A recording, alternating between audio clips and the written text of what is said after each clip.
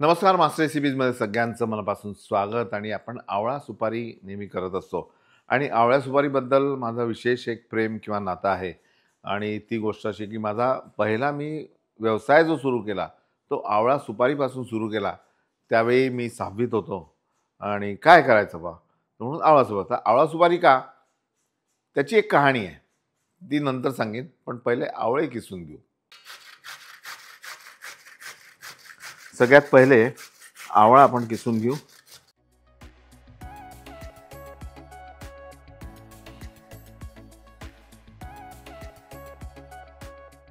आता मी हा आवळा किसल्यानंतर मोजला तो 300 ग्राम जवळपास भरला, तर त्याला 15 ग्राम मीठ एवढं लक्षात ठेवा. 300 ग्राम आवळा, 15 ग्राम मीठ. आणि या आवळ्यामध्ये काय काय असतं चार्ट बघा.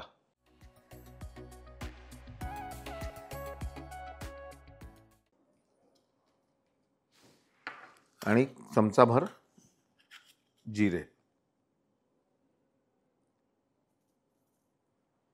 आणि याला काही नाही, एकत्र करायचं छान.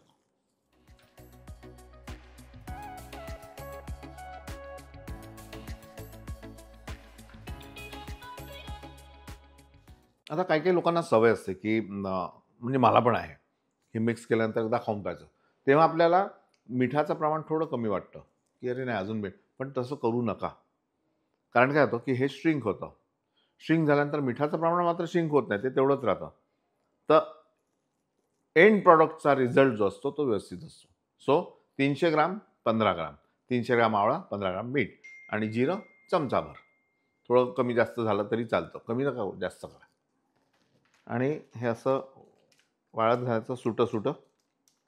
खूप एकावर एक असं हे करू नका, नाही तर काय होतं ते उलसर भाग राहतो. काय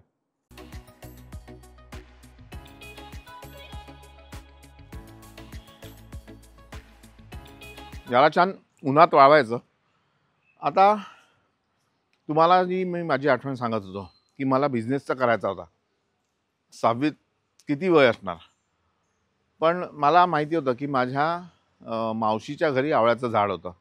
त्याच्यामुळे म्हटलं बेसिक प्रॉडक्ट तर फ्री मिळाला आपल्याला, आवळा तो तोडून आणला.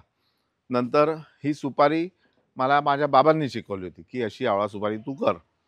मग ती सुपारी आम्ही तयार केली आणि ती वाळवणं ते पण सोपंच असतं. ते झाल्यानंतर त्याचं पॅकिंग. मग पॅकिंगसाठी पाकिटं कुठून आणणार. तेव्हा एवढं प्रगत नव्हतं की पाकिटं छोटी वगैरे मिळायची वगैरे.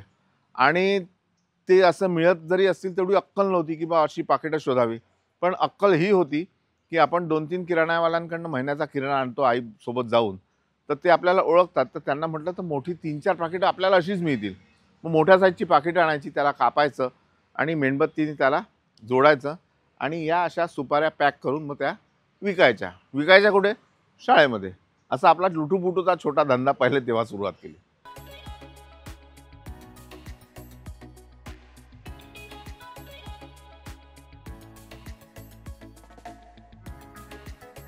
तर असे हे छान कडकडीत वाळल्यानंतर याला तुम्ही डब्यात भरा किंवा एखाद्या प्लॅस्टिकच्या पिशवीत भरा, कशातही भरा, पण हे बनवा जरूर. त्याचा आनंद लोकांना द्या.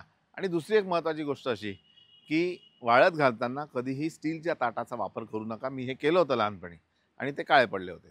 त्याच्यामुळे बी केअरफुल. एखादी काच असेल त्या काचेवर पसरवा किंवा सुपावर पसरवा, पण कापडावरही वाळत घालू नका. कारण कापड त्याचा जो छान आंबट तुरट खारटपणा असतो तो शोषून घेतो. लक्षात राहील, लक्षात ठेवा. पाहत राहा मास्टर रेसिपीज. लाईक करा, सबस्क्राईब करा, शेअर करा. एक डब्बा घे बरं पटकन. आणि खायचं नाही कोणी, माझ्या घरी न्यायचं आहे मला.